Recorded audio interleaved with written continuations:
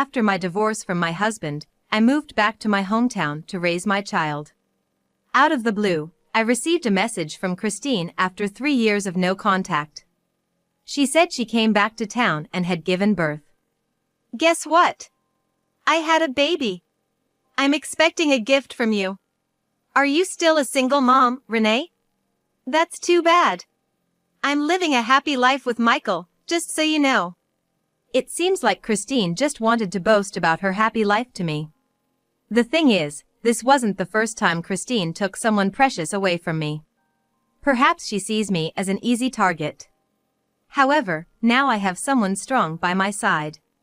The moment Christine would face her reckoning was getting closer by the second. People always say your name doesn't match you. My name is Renee. Because of my plain appearance and reserved personality, I've always been teased that my name is too fancy for me. On the other hand, Christine was the friend everyone boasted about. She was beautiful, adept at everything, and had many acquaintances. Even though we were total opposites, she was friendly to me. We first met in the drama club during high school. While Christine was always the lead type, I was more suited for behind-the-scenes work and was responsible for the sound system. However, a turning point came for me. I fell in love with a senior member of the drama club. Time passed, and the senior didn't seem to notice my feelings. I was getting anxious, as his graduation was approaching and soon there'd be no more connection between us. So, I mustered up the courage to write him a letter. I've always liked you. Please, will you go out with me? That's all I could muster in this brief note. I made sure to sign it with Renee at the bottom. Christine knew I wrote the letter and offered to give it to the senior for me. But in reality, she crossed out my name and replaced it with hers before giving it to him. Apparently, she even told him I wrote the letter as a joke. She's just toying with your feelings. Don't you think that's cruel of Renee, is what she reportedly told him. That was a blatant lie. She had fabricated this story just to ruin my one-sided love. The senior, not knowing the truth, confronted me, saying only I didn't expect this from you, and just like that, my romantic hopes were crushed. Christine and the senior dated for a brief period, but soon she dumped him without a second thought. That's when I realized that Christine had been using me as her sidekick. After high school, I went to a vocational school in New York. Christine, it seemed, went to a renowned community college nearby. After my graduation, I got a job in the music industry. There, I met Michael, who would become my husband. He was a rising star musician, even making appearances on TV from time to time. People thought we were an odd match, but Michael said he was drawn to my simple and genuine nature. We decided to have a wedding. Michael, being the flamboyant type, rented out a luxury hotel in the city, and we had a grand celebration with many guests. Though I'm not one for big events, I braced myself, thinking it's a once-in-a-lifetime occasion. Choosing the guest list for the wedding was tough. I didn't really want to invite Christine after what happened in high school. But since we had many mutual friends, it seemed odd to invite all of them and exclude Christine, so I reluctantly sent her an invite. On the wedding day, Christine made an entrance in a dress so red it could have outshone the bride. She seemed smitten by Michael's musical performance during the entertainment section, making a point to approach him and even cozying up to Michael's friends, apparently trying to get his contact details. Back then, I simply thought it was nice for Michael to gain another fan, but I was wrong. Soon after we started our married life, Michael began acting differently than when we dated. He constantly pushed his extravagant tastes onto me. It was evident when we went shopping downtown. Michael stopped at a high-end brand store. "Hey, try this on." "What? I think even a foreign supermodel would have trouble pulling this off." I reluctantly tried it on, but as far as I could tell from the dressing room mirror, it didn't suit me at all. "Just as I thought, it doesn't fit someone plain like you." I felt as if I was being compared to someone else, and it didn't feel good. Eventually, I became pregnant. I hoped that having a baby would make Michael more supportive, but he showed no such inclination. He seemed busier than ever, not just with work but also filling his schedule with private engagements and outings. In the end, He never once accompanied me to the hospital, even up to the day of delivery. The time came, and I gave birth safely. Our daughter was beautiful, but after childbirth, I was physically and mentally exhausted. Suddenly, there was a loud knock on the hospital room door. I thought it was Michael, but when I let them in, he had brought several of his friends.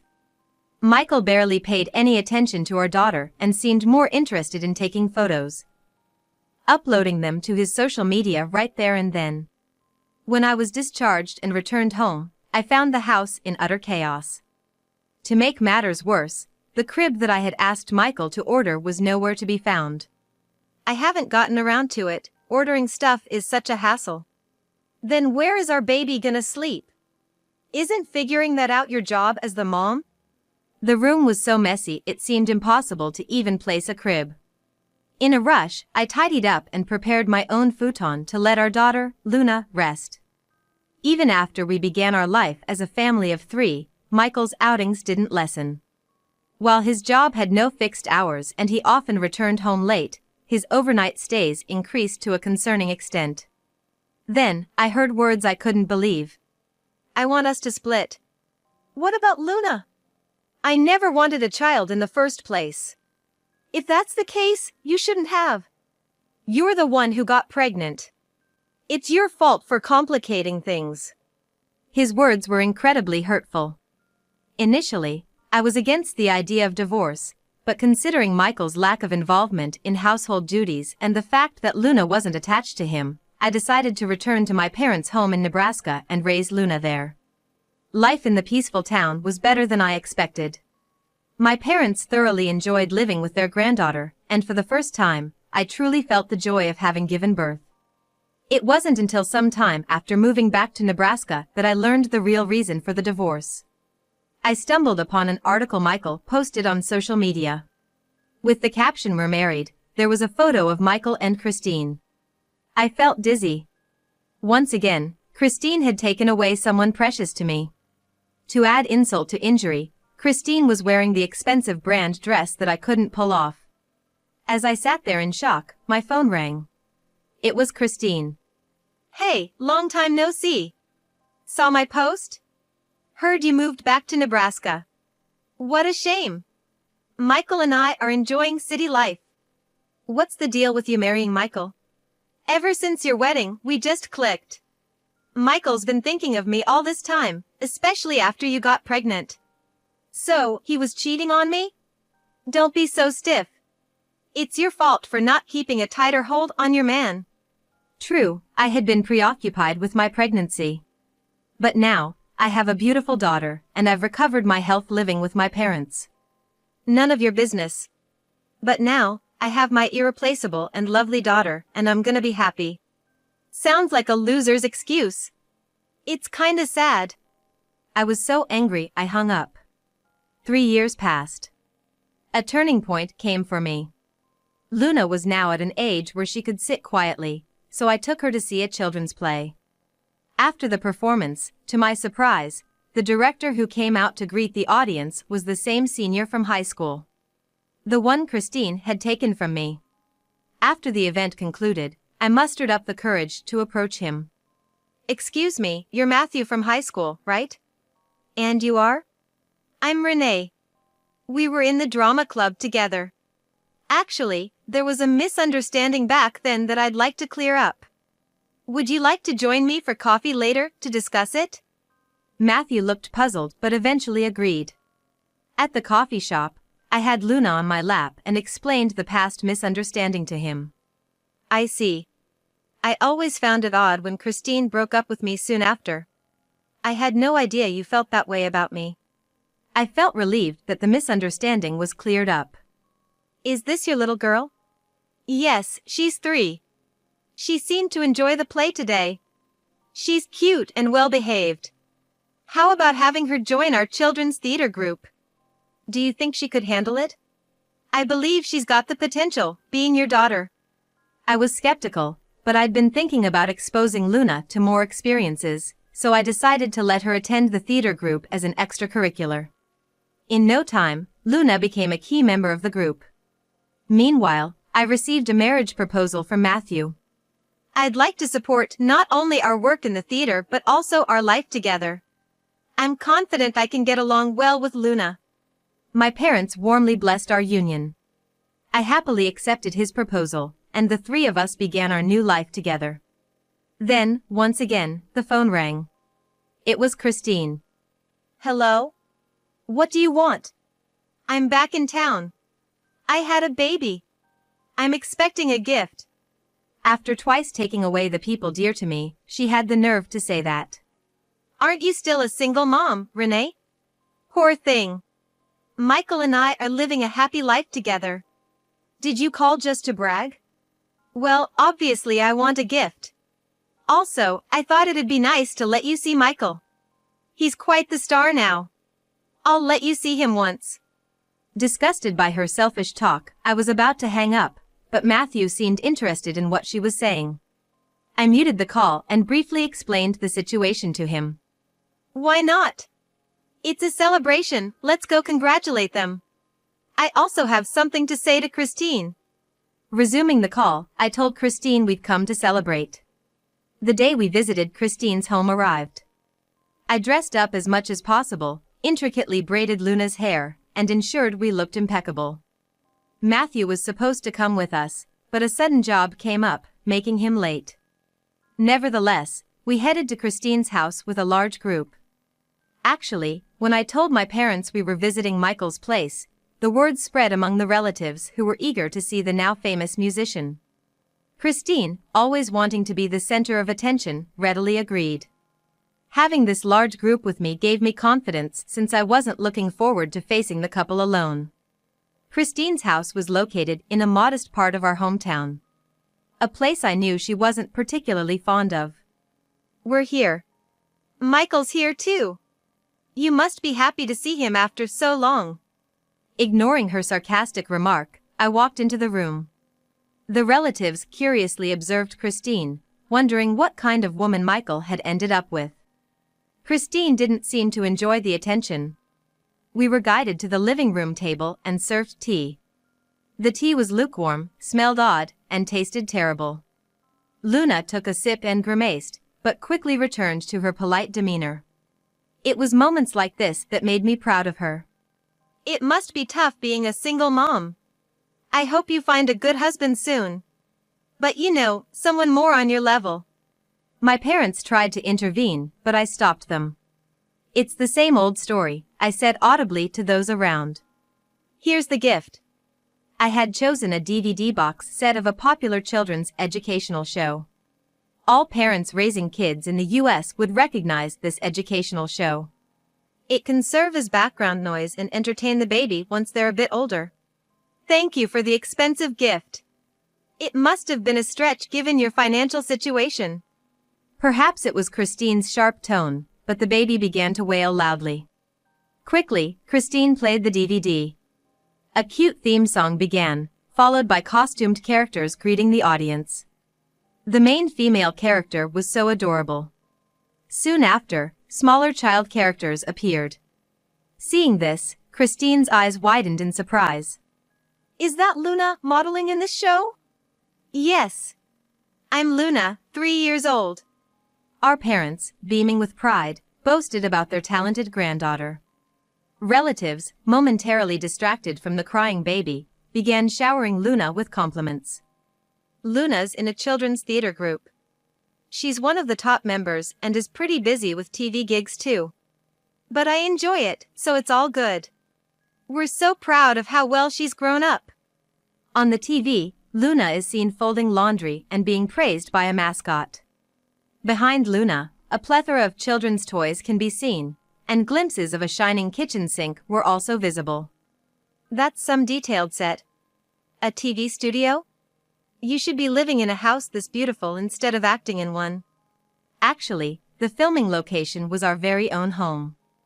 Our family's rented house may be old-fashioned, but thanks to our cleanliness-loving parents, it's been thoroughly renovated and looks brand new inside. That's actually our home. What? No way, you can't possibly live in a place like this. Our parents briefly explained about the renovation. We renovated the interior with funds from our parents, and it's even got all the accessibility features, so it's quite safe. Oh, it's a decent house then. Christine's baby continued to cry loudly. She made a clicking sound with her tongue, got up, stumbled over an empty snack wrapper, and reluctantly started to soothe her baby. Being a child actor isn't something just anyone can do. Luna seems to have a real talent for it. Oh, for a single mother, you're doing pretty well. But making your child work to earn a living? Sounds tough. That's a nasty way to put it. I think you owe an apology to everyone doing this kind of work. Besides, just as I was about to spill the beans, the doorbell rang. Christine, looking puzzled, went to answer the door. Seeing a familiar silhouette, I followed her, and sure enough, it was Matthew. Seeing him, Christine seemed to have lost her voice. She stood there for a moment, then whispered, "Matthew." I stood next to him, a bit embarrassed, and intertwined our arms. "This is my husband, Matthew. It's been a while, Christine. Renee invited me, so I thought I'd drop by." Christine looked quite uncomfortable. Still, she couldn't leave him at the entrance, so she reluctantly led him to the living room. "Christine, I've heard everything from Renee. You sure did pull a number back then." "Well, I bet you only thought of Renee as a means to boost your own image. Not only that, but you couldn't stand the thought of her being happy. You're quite narrow-minded. At that time, it was just a playful thought. Toying with people's emotions on a whim is the lowest. I can't trust you as a person. No, actually, I admired you back then. You think a last-minute excuse will work now? I must have been easy to fool." Matthew understands now. We're living happily as if nothing happened. Just then, Michael emerged from the back of the room. Seeing him after such a long time, he had gained a considerable amount of weight, looking quite mismatched with Christine. Our parents, sensing the tension, discreetly took Luna away to play. The relatives, recognizing Michael, straightened up, wondering if this was the famous musician they'd heard of. Some even brought CDs, hoping for an autograph. Matthew began to explain to Michael about Christine's past actions during their college days. Michael's face turned ashen. "So, stealing Renee's man wasn't your first time?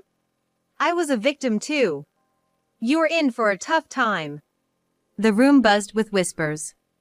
Michael took a gulp, seemingly parched, and took a sip of tea from Christine's cup. But immediately, he frowned and slammed the cup on the table. "Again with this awful tea. You can't even make proper tea. I'm your husband, and this is embarrassing." We all silently nodded in agreement. "But I only drink soda usually. I'd like some appreciation for even making tea. Always with that attitude. Acting high and mighty every time you do a tiny bit of housework." The couple's quarrel went on for a bit before Michael finally calmed down and took a seat. "I should have introduced myself earlier. I'm contracted with a production company as a musician. I'm well aware. I work with that company." Matthew pointed to a DVD with a director's name on it. Christine was taken aback when she saw the name. "I'm currently directing children's plays. Still sticking to my original passion." "It's not fair. Why does Renee always get the good guys? Michael has gained so much weight and isn't as wealthy as when we met. There's nothing good about him now." "You thought of me like that?" "Yes, even after giving birth to our child, you never help. You wanted the kid. I thought you'd earn more once we had a child." "That's a terrible reason. Ever since we started dating, Michael has become stingy, and I can never buy the things I want." Our parents whispered amongst themselves, frowning. The relatives, who claimed to be fans of Michael, sensed the storm brewing. "Arguing in front of others is unseemly. Isn't it bad for the baby's upbringing?" Christine was taken aback for a moment, but retorted, "You're just a behind-the-scenes guy. Compared to my Michael, there's a world of difference." Matthew smiled and started operating his smartphone. Seeing Matthew, usually not one to use his phone in public, our parents and I stared in curiosity. "Christine, have you seen the news? It's trending right now. Matthew showed his smartphone screen. The news headline read, "Famous musician in debt due to wife's spending." With a shocking headline, there was an article revealing that Michael's wife, Christine, was drowning in debt behind her glamorous lifestyle. Apparently, she had been continuously borrowing money from Michael's business acquaintances. Michael had completely lost his credibility, and his contract with the production company was expected to end within the year. This news left me and everyone else present utterly stunned. What's the meaning of this? That's just fake news. You can't believe it. This was news to me too, so I intently stared at Matthew's smartphone screen. Isn't this true? Your social media is always bragging about luxuries. Where's that money coming from? Huh? I haven't been giving Christine that much allowance. Just then, my mom tried to stand up, reaching for the closet's knob. However, the closet wasn't properly closed, and she stumbled back. What startled us wasn't about my mom. We were speechless seeing the huge amount of luxury brand items spilling out from the closet. Everyone has these. It's pretty standard. But these items cost thousands of dollars each. You don't even work. There's no way you could afford them with just an allowance. Michael let out a heavy sigh. When I was married to Renee, things were better. Renee was good with money, never complained, and made our life comfortable. Christine is gorgeous, but she barely does housework and constantly orders food and hires help. I knew it was a drain on our finances. You never said that. I told you multiple times. But every time, you'd pretend not to hear and go out. And now, you've gone and embarrassed me to the point of making the news, tarnishing my career. Christine pouted dramatically. Maybe she thought her sulking looked cute, but given the circumstances, it looked rather ridiculous. Indeed, a few relatives even giggled under their breaths. I want a divorce. Renee, how about giving us another shot? You must be joking. I've got the best partner in Matthew. We were married once, I think we could make it work now. Please don't be naive. There's no way I'm getting back with someone who cheated on me during my pregnancy. But Luna is still my child. I think we could become a real family. The ever-patient Luna finally spoke up. Who's this man? I like my current dad. Luna feels the same. Too bad for you. Our parents were also nodding with big smiles. I can't believe it. Why does Renee end up being happier in the end? Maybe it's a matter of effort. I think the reason I met Matthew and Luna was because of my consistent efforts in studying sound design since college. The only thing you've bragged about is your husband, you don't have anything of your own. That's right, it's because you always relied on me. After today, I'm never seeing you again. We'll settle our divorce through lawyers. I'll also have you repay every cent you've taken. That's impossible. We have a baby. No ifs, ands, or buts. The couple's exchange escalated into a heated argument, so we left their house, leaving behind a DVD with Luna on it. Even after closing the front door, Christine's cries and Michael's shouts could still be heard. The relatives who had come along commented on how terrible the private lives of celebrities could be and dispersed. Even after visiting their home, Christine's calls never stopped. Hey, Renee. We're best friends, right? Can you lend me some money? After all this, you have the audacity to ask?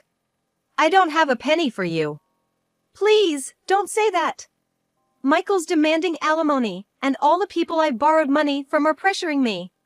You're the only one I can turn to. It wasn't a far-fetched story. I told our mutual friends everything that happened at Christine's home. Everyone was shocked and decided to cut ties with her. After the news broke, Christine's social media went viral, ironically achieving its highest ever views. As the saying goes, there's no stopping the rumor mill. It seemed that the relatives who witnessed Christine's lifestyle firsthand also played a part in spreading the gossip. Being a single mother is tough. I'm juggling multiple part-time jobs just to get by. I'm living at my parents' house out of their pity, and I feel so ashamed. Isn't that your own doing? All the consequences of your past actions are catching up with you now. Don't be so cold. What about the way you treated me? Wasn't that terrible? I regret it. Please forgive me. I have no obligation to forgive you. Stop contacting me. Ignoring Christine's tearful pleas, I ended the call and promptly blocked her number. I should have done this from the start. Despite feeling disgusted with my own gullibility, I felt like a weight had been lifted off my shoulders. On the other hand, our family was living happily every day. Luna was handling child actress roles at her own pace and even expressed her desire to become an actress in the future. I'm always amazed by her brightness and intelligence. Matthew is very cooperative with household chores and childcare, and values his family time despite his busy work schedule. With the support of my parents, I am enjoying the journey of raising our child. We dream of creating a play together as a family of 3 someday, and we plan to continue being a close-knit family.